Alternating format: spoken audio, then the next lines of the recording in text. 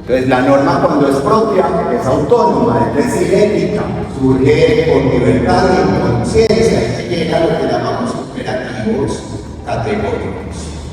Cuando la norma es puesta por el otro es jurídica, se da por autoridad. A usted le interesa que su niño aprenda a ser autónomo o jurídicamente correcto. ¿A cómo? Porque es que el niño aprenda la ley, facilísimo. Pero que el niño desarrolle conciencia es un poquito más duro. ¿Vamos bien? Sumisión. Obedezca porque yo le dije. Y eso es bacán, chévere. Hasta que ellos se dan cuenta que no funciona. Tengo el mío de 13 años. Ya está en mi estatura. Pues alcanzar a mí no es difícil. Y lo peor que se siente como un presento para enfrentarme. Pero yo digo, obedezco también. Porque claro, ya la sumisión no funciona. En cambio funciona enormemente la conciencia. ¿Qué le había dicho yo? Papi, lo que le había dicho. Y le toca buscar el archivo de la conciencia y termina en alegar.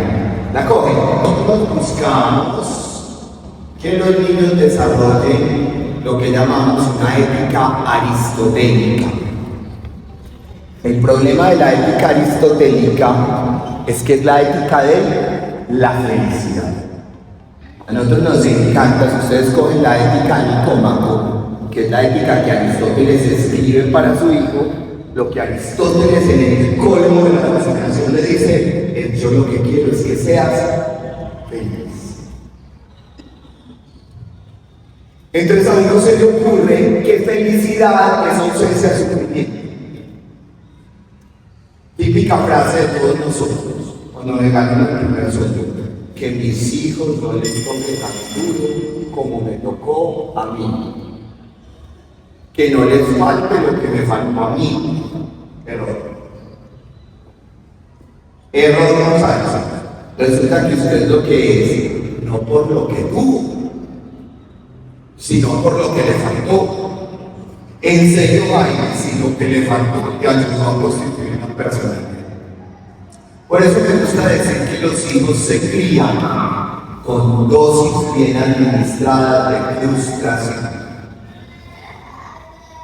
¿Qué le toca a un papá aprender a dosificar la palabra que el niño más veces va a oír en la vida? ¿Cuál es la palabra que un niño va a oír más veces en la vida? Tiene 2 letras. No. He tenido muchas veces plata en el bolsillo, poquita, pero he tenido. Y me dice que un McFlurry, y yo digo, no. Pero usted tiene plata, pues no es para eso. Por amor. A ver, práctico que orienta la acción hacia unos medios, o sea, hacia unos fines intermedios: el bienestar, la riqueza, la sabiduría, el prestigio, el poder. Pero lo que nosotros buscamos es un bien último, que es la felicidad. Que aprendan a vivir la virtud y las virtudes en justo medio, que aprendan a vivir según la razón en un etos privado, pero que no se les olvide que ellos pertenecen a una comunidad política, es decir, que viven en un etos público. Les traduzco eso: sus derechos terminan donde empiezan los de los demás. Y si yo no le enseño eso, yo estoy embalando para la vida, porque usted vive en un etos público, porque usted vive en una sociedad donde hay normas. Anécdota chévere. Estábamos mi esposa y yo recién casados, nos habíamos ido a vivir a una aparta estuche, que es donde uno vive recién casado, una aparta estudio chiquitico, en la circular primero, al pie de la universidad. Como yo tenía piojo, me dice que Yo iba y dictaba una clasecita, me devolvía, tomaba algo con mi señora, le daba pico en una cosa deliciosa. Y decoramos el apartamento, nos quedamos en un momento, entonces decoramos el apartamento de Navidad precioso y compramos un Papá Noel que estaban de moda, de esos que subían y bajaban por una cadenita, y lo colgamos en el balcón. Como el 6 de diciembre llegamos a la casa y encontramos apaleado la vidriera. Entonces llamamos a la policía, muy asustados. El policía recogió en la escena del crimen un balín y nos dijo: les dispararon al balcón con un rifle de copas. Y miró por el balcón. Me dijo: y creo que tengo algo criminal. Vea ese gafofo del cuarto piso. Está mirando. Ese Papá Noel que ustedes pusieron ahí se mueve. Dijo: claro, le dieron al francotirador un francomóvil.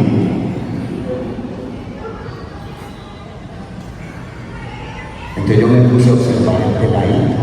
3 días en la cacería cuando lo vi con su rifle de copas. Yo dije: esto es que llorar en casa.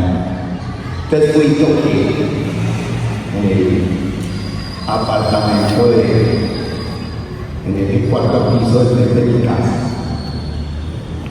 Le dije a papá: salió un señor y le dije: papá, buenas tardes. Dijo: buenas tardes. No te voy a cobrar el libro, pero te quiero poner el teléfono para que me lo libro. Entonces, para que le diga, de todas maneras, para que aprendamos sobre esa relación. Me dice: vos sos descarado. Le dije: descarado yo me dice: voy a regalar a mi hijo que es buena mujer. Vos pretendés que lo regalen por algo que hizo bien. Y yo dije: este es del pacto. Disculpen, no jodas. Si me entienden, el hecho de que formar para la felicidad tiene que ser ayudar a la problemática como la política. Eso no se hace. El papá iba a decir cómo que habló con la parada de ese vídeo. Ya le quitó el vídeo. Pero no, ese papá pretendía desde la felicidad particular del niño, que además tenía muy buena memoria. Usted se imagina ese niño en una escuela de Estados Unidos. Comunidad política. Claro, para eso también normas.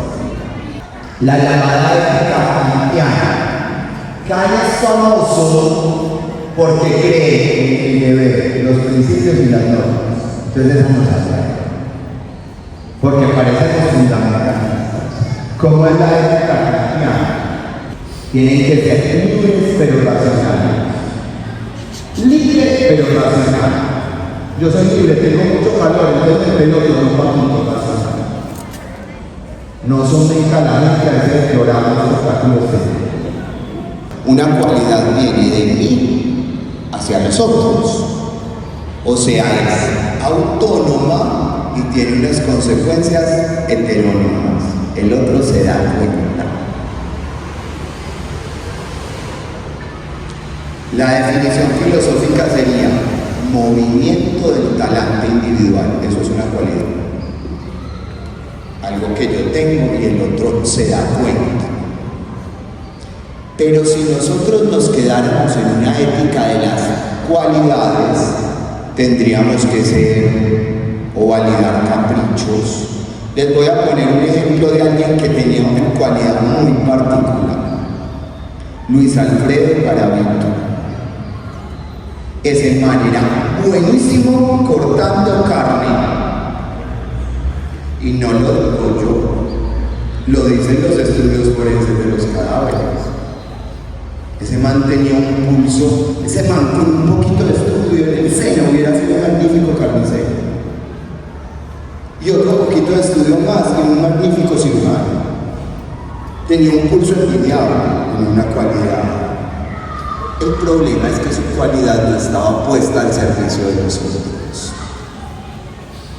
Entonces, si yo dejo que simplemente mi niño desarrolle sus cualidades, puntería, lo que va a tener es un criminal, un asesino.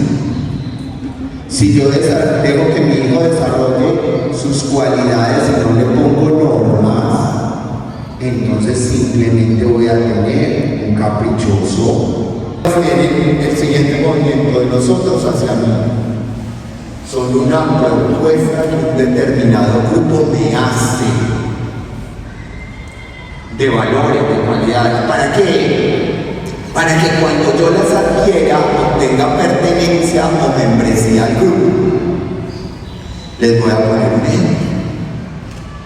Cuando yo tenía 23 años, 22 años, mi hermano y su esposa se fueron a terminar el doctorado de ellos en Europa y me dejaron con mi sobrino. Mi sobrino, a ver cómo para describirlo, el demonio de Tasmania, comía chitos al lado de él. Era muy necio. Iba a entrar a estudiar y en la sala de Cartagena le dijeron: no, el niño no se lo recibimos. Entonces me dieron a mí: escójale colegio, que nosotros no alcanzamos. Entonces yo escogí para él un colegio sencillo, un colegio militar. Me encantó el colegio porque trae el colegio, decía Colegio Militar Pinar de Canadá. Estudio, disciplina, respeto por el otro. Nada menos descriptivo de mi sobrino. Ese muchachito no era ni estudioso, ni disciplinado, ni respetuoso. Pero a mí me encantó el colegio. Ese colegio que le estaba haciendo una propuesta de valor. Le estaba diciendo: si usted asimila eso, nosotros lo vamos a incluir en el grupo. Estudio, disciplina, respeto por el otro. Pero el muchachito allá a las 3 de la tarde, yo dije: no. Yo necesito que llegue a la casa mancado y cascado. Pues yo tenía 23 años, una tarjeta de débito, no me iba a amarrar con un muchachito. Entonces yo lo metí a que un deporte de contacto, botar energía, llegar a casa. Los valores, un grupo aspira a que yo los asuma y me da tiempito. Pero un día me llaman del colegio de Juan David y me dicen: señor Jaime, venga por Juan David. ¿Cómo le parece que Juan David cogió a todos los niños en la fila de la tienda y les pegó para entregar de primero? Les pegó codazos. Entonces yo le digo: Juan, ¿a qué insiste? Y me dijo: te lo juro, tío, yo no les pegué, yo los taqué. Que es el término que se usa en grupo, y los taqueó. ¿Qué tenía Juan David? Un conflicto de valores. Los valores que le proponían en el colegio eran distintos a los valores que le proponía rugby. Entonces yo descubrí mi error y entonces a mí me dijeron: o rugby o el colegio. Y yo obviamente escogí el colegio y lo metí por la tarde a hacer yoga y lo arreglé.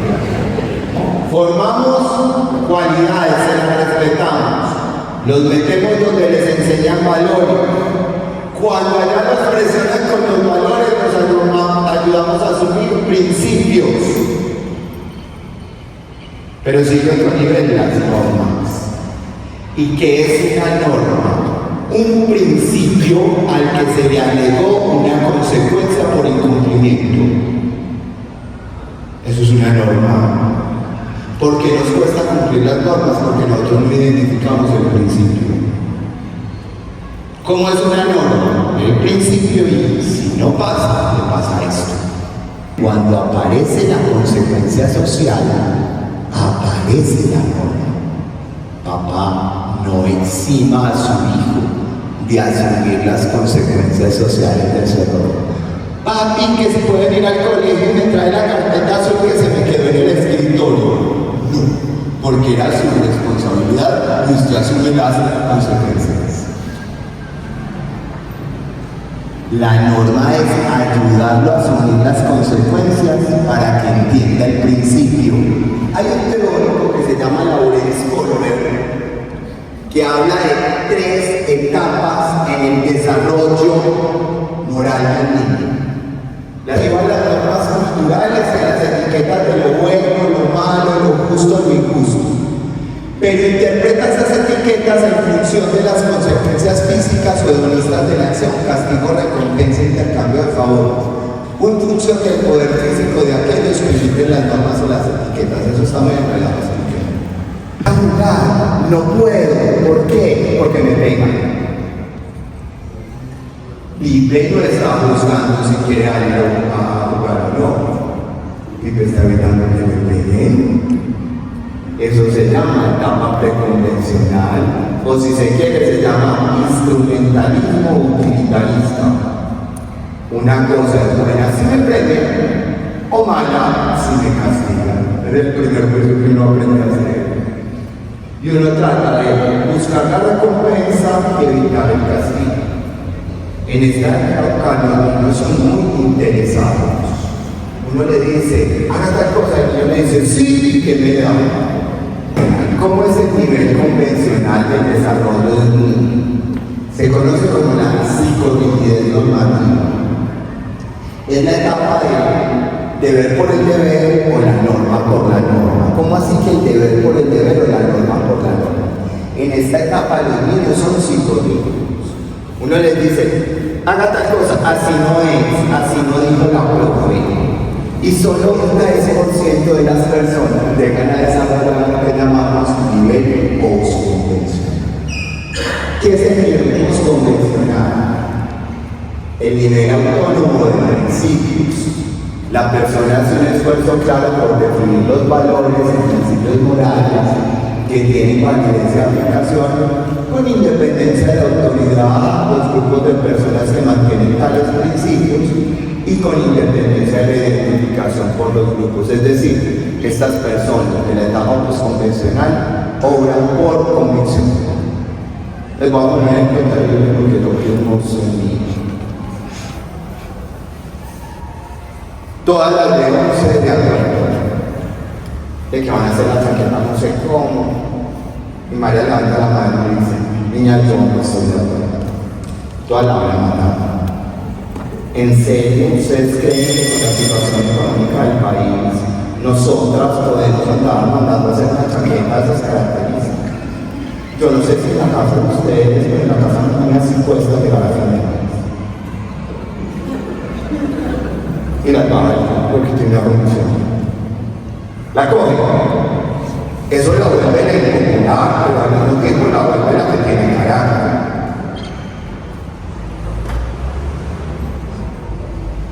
La gente con carácter tiene el honor de no estar de acuerdo. El doctor Soto, que fue mi profesor de filosofía, decía, cuando todos llegamos a consensos, tengo el honor de disentir. Tengo el honor de no estar de acuerdo. Y eso no es ser oposicional, eso es tener convicción. Normalizar es decirles, quiéranse, acepten que van a vivir en sociedad. No existen sociedades sin normas, las llamadas sociedades liberales. Hay gente que dice, es que esto no es Suiza, habrá sociedad más normativa que Suiza. Y aquí pues algunos políticamente sueñan con que eso sea Suiza, pero no quieren aplicarlo o cumplirlo. Papás, esto es un ejercicio de responsabilidad incluso política. Normatizar es una manera de hacer resistencia social a los imperativos del relativismo. No todo es relativo. Y el adulto es usted. El adulto es usted. Bueno, papás, miran, por mi texto se habla súper fácil, se vive súper difícil.